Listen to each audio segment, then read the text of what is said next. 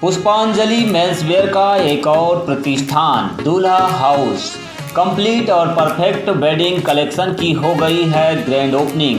शादी ब्याह की खरीदी के लिए चले आइए अब हमारे नए प्रतिष्ठान में, जहां आपको मिलेगा कोट सूट, ब्लेजर, शेरवानी के साथ ब्लैकबेरी कंपनी के किफ़ायती जैकेट और सूट ब्लेजर, मान्यवर कंपनी के ब्रांडेड कुर्ता पाजामा, जैकेट, साफा मोजरी, दुपट्टा, पार्टी वियर, इंडो वेस्टर्न का एक से बढ़कर एक कलेक्शन। हमारा पता है दादाबाड़ी स्कूल के पीछे इतवारी बाजार के पास बालाघाट। संपर्क करें 9425138551।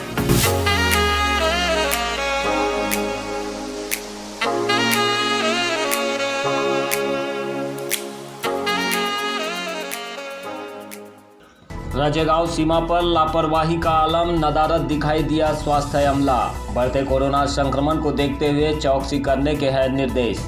डीजल पेट्रोल के दाम में हो रही वृद्धि के तहत माल भाड़े में व्यापक बढ़ोतरी किए जाने वैनगंगा मजदूर यूनियन ने सौंपा ज्ञापन। बढ़ती महंगाई के बावजूद 10 साल पुराने दर पर ही भाड़ा दे रहे हैं व्यापारी। और बालाघाट जिले की सीमा से लगे छत्तीसगढ़ के चौरा गांव में उत्कृष्ट नक्काशी का चमत्कार है भोरम देव मंदिर। हजारों श्रद्धालु रोजाना करते हैं भोरम देव की यात्रा।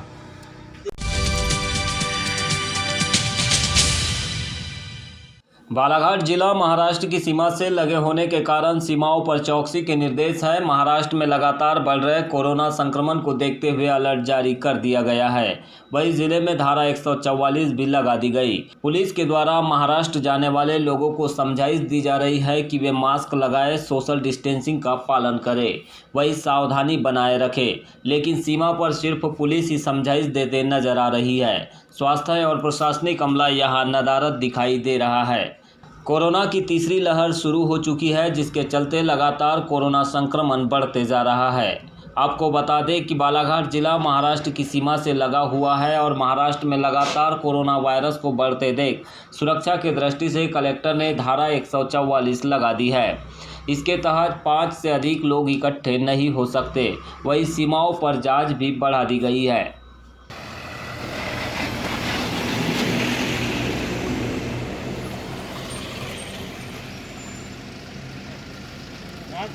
मास्क पहन के चलो। राजेगांव बॉर्डर पर देखा जा रहा है कि पुलिस महाराष्ट्र से आने और जाने वाले लोगों को मास्क लगाने की, सोशल डिस्टेंसिंग में रहने की और सावधानी बरतने की समझाइश दे रही है। वहीं राजेगांव बॉर्डर पर एक बात देखने वाली यह भी है कि बाकायदा टेबल और कुर्सियां जमी हैं। समझाइश देने वाली तख्तियां भी रखी है, पर स्वास्थ्य अमला नदारत है, जो एक बड़ी लापरवाही है।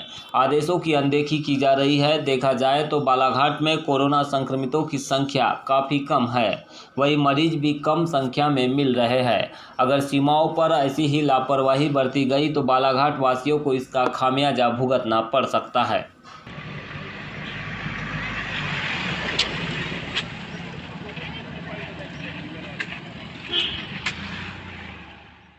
ये राजेगांव थाना किरनापुर जिला बालाघाट के अंतर्गत एक चेकिंग पॉइंट है। महाराष्ट्र राज्य से आने वाले जो भी यात्रीगण हैं सभी को रोककर मास्क लगाने के संबंध में हिदायत दी जा रही है। सोशल डिस्टेंसिंग और समय समय पर हाथ धोने के लिए भी उनको प्रेरित किया जा रहा है। शासन द्वारा धारा 144 लागू की गई है। कलेक्टर महोदय द्वारा कल आदेश निकालकर संपूर्ण जिले में 144 धारा लागू की है। तो जितने भी सामाजिक कार्यक्रम होना है उन सभी के लिए पूर्व में कलेक्टर महोदय से अनुमति लेना पड़ेगी, सूचना देना पड़ेगी और जो भी दिशा निर्देश कलेक्टर महोदय द्वारा दिए जाएंगे उनका सशर्त वो अपना आयोजन कर सकते हैं।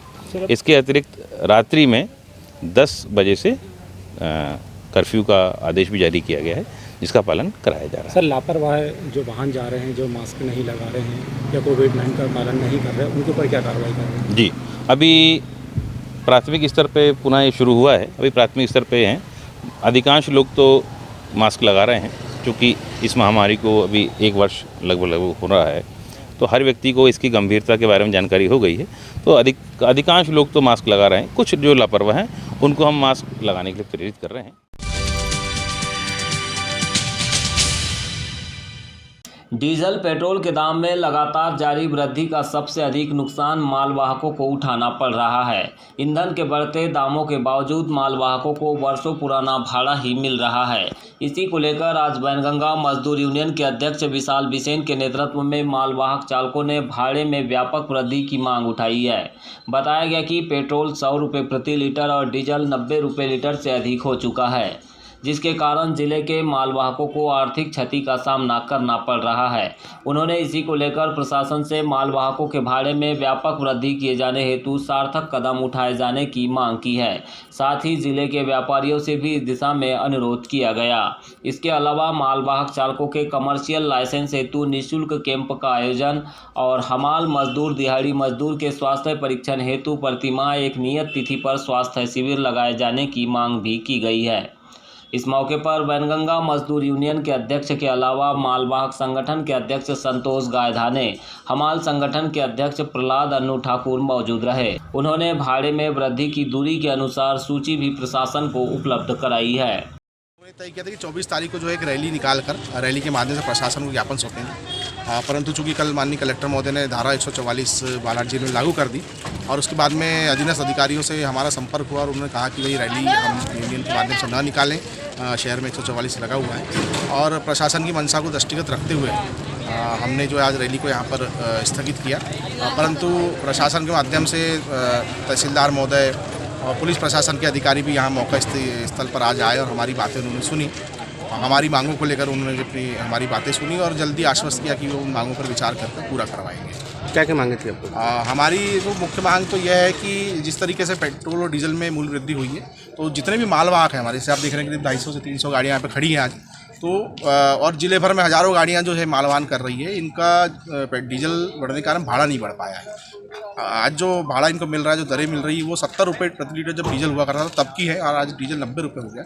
लगभग 30% का जो है पेट्रोल डीजल की मूल्य वृद्धि हो गई है और भाड़े में वृद्धि नहीं हुई, तो भाड़ा जो है वो बढ़ाया जाए। हमने प्रशासन से ये मांग की कि प्रशासन व्यापारियों और वाहन चालकों के बीच और मजदूर यूनियन के बीच में एक मध्यस्थता का काम करे ताकि सही दरें निर्धारित हो सकें और हमारे जो मजदूर साथी हैं, हमारे जो चालक मालक साथी हैं वाहनों के, इनके साथ जो समस्या आ रही है कि हम किस्त नहीं पटा पाते हैं, परिवार का पालन नहीं कर पा रहे हैं पैसा महंगाई के कारण, तो उससे भी हमें निजात मिले, हमें किस्त पटाने के लिए भरपूर पैसा मिल सके, हमारा परिवार का हम लालन पालन कर सकें, इसलिए दरें को बढ़ाया जाना आवश्यक है। उसके लिए हमने मांग की है।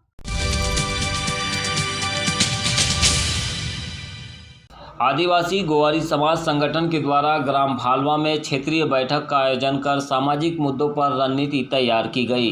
इस बैठक का शुभारंभ इष्ट देव खिलिया मुठिया की पूजा के साथ हुआ, जिसके बाद समाज के संरक्षण एवं उनके मूल आदिवासी धर्म संस्कृति की रक्षा एवं पालन के लिए सदैव कार्य करने पर जोर दिया गया। बैठक में समाज के हर वर्गों के बच्चों को शिक्षा के क्षेत्र में आगे बढ़ाने की कार्य योजना भी बनाई गई। साथ ही क्षेत्र के अंतर्गत सभी गाँवों में ग्रामीण संगठन तैयार कर मजबूती प्रदान करने पर भी विचार हुआ। इसके अलावा समाज में एकता भाईचारा बनाए रखने अप्रैल माह में मिलन समारोह का भव्य आयोजन करने की भी रणनीति तय की गई। बैठक में मुख्य रूप से ब्लॉक अध्यक्ष परशुराम गुरबेले, लांजी ब्लॉक उपाध्यक्ष संजीव वाघाड़े, बेनेगांव क्षेत्रीय अध्यक्ष दयाल बोरकर, मानिक गुरबेले एवं भालवा सेक्टर अध्यक्ष कमल प्रसाद मंडलवार सहित अन्य पदाधिकारियों की नियुक्ति की गई। सोचने वाली बात है, पर ब्राह्मणवादी, मनुवादी लोग, जमींदारवादी लोग इन्हें इनकी कौम को, इनकी समाज को दलित बोला करते थे।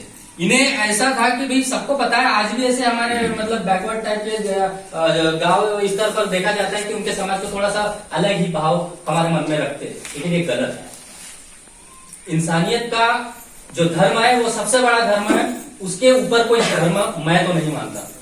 अब आप लोगों की उम्र है क्या शिक्षा लेने की, बताइए मेरे को?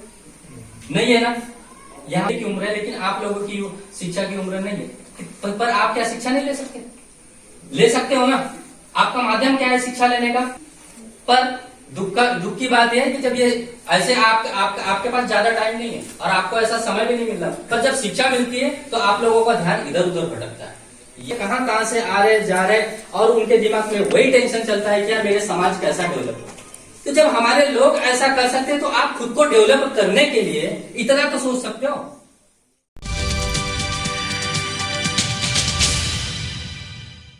नमस्कार, बालाघाट न्यूज़ में आप सभी दर्शकों का बहुत बहुत स्वागत है। मैं हूं यमलेश वंजारी। इस वक्त मैं छत्तीसगढ़ के कबीरधाम जिले के अंतर्गत आने वाले चौरा गांव में मौजूद हूं।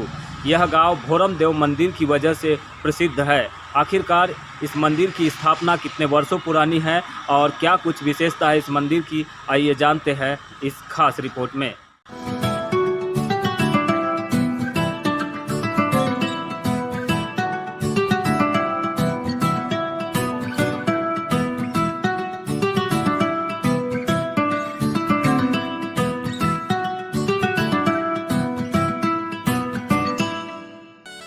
कभी अविभाजित मध्य प्रदेश का हिस्सा रहे छत्तीसगढ़ में धर्म और अध्यात्म आधारित कला प्रतीकों के साथ साथ लौकिक जीवन के विविध पक्ष मुखरित है। इन्हीं में से एक भोरम देव मंदिर है, जो बालाघाट जिले की सीमा से महज कुछ ही दूरी पर कबीरधाम जिले में विद्यमान है। श्रद्धालुओं की मान्यता है कि भोरम देव मंदिर में शिवलिंग के दर्शन के बाद सुकून मिलता है।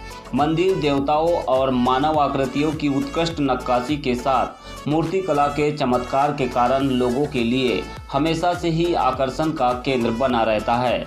यहाँ पूजन करने के लिए देश विदेश से भी हजारों लोग पहुँचते हैं। भगवान शिव को बोलचाल की भाषा में भोरम देव भी कहते हैं। मंदिर के गर्भगृह में शिवलिंग है। बालाघाट जिले के गढ़ी से सुखार के रास्ते चिल्पी घाटी होकर आसानी से यहां पहुंचा जा सकता है। बालाघाट की सीमा से महज 19 किलोमीटर की दूरी पर यह स्थित है। यहां की प्रतिमाओं के सुंदर मनोहारी दृश्य भोरम देव धर्म और अध्यात्म आधारित कला प्रतीकों का बेजोड़ उदाहरण है। भोरम देव गोंड जनजाति के उपास्य देव है, जो महादेव शिव के नाम से हिंदुओं के बीच प्रचलित है। मंदिर के बाहर विभिन्न देवी देवताओं की प्रतिमा उत्कीर्ण है। स्थानीय किस्सों के अनुसार इस मंदिर को राजा ने ही बनवाया था। मंदिर के अंदर एक मूर्ति भी है, जिसे भोरम देव की प्रतिमा कहा जाता है। हालांकि इसे सिद्ध करने के लिए कोई ऐतिहासिक प्रमाण नहीं है। यहाँ छत्तीसगढ़ सरकार के द्वारा मार्च के अंतिम सप्ताह और अप्रैल के पहले सप्ताह में भोरम देव महोत्सव का आयोजन किया जाता है। इस महोत्सव का हिस्सा बनने के लिए देश भर से लोग पहुंचते हैं। बालाघाट से यहां पहुंचने के लिए दो प्रमुख मार्ग है।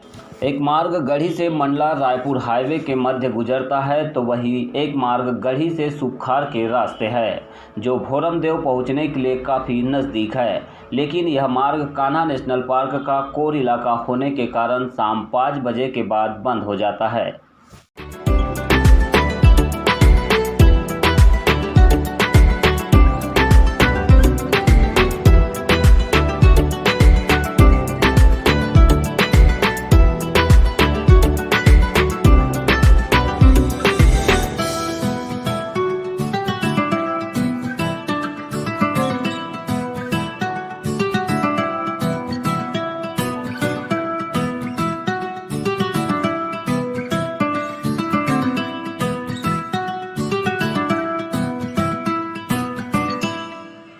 भोरम देव मंदिर छत्तीसगढ़ के कबीरधाम जिले में लगभग 18 किलोमीटर दूर स्थित चौरा गांव में 1000 वर्ष पुराना मंदिर है। मंदिर के चारों ओर मैकल पर्वत समूह है, जिनके मध्य हरी भरी घाटी में यह मंदिर है। मंदिर के सामने एक सुंदर तालाब भी है। इस मंदिर की बनावट खजुराहो तथा कोणार्क के मंदिर के समान है, जिसके कारण लोग इसे मंदिर को छत्तीसगढ़ का खजुराहो भी कहते हैं। यह मंदिर एक ऐतिहासिक है। इस मंदिर को 11वीं शताब्दी में राजा गोपाल देव ने बनवाया था। कहा जाता है कि गोंड राजाओं के आराध्य देवते भोरम देव, जिनकी उपासना की जाती थी, एक नाम इसके वजह से भी इसका नाम भोरम देव पड़ा है।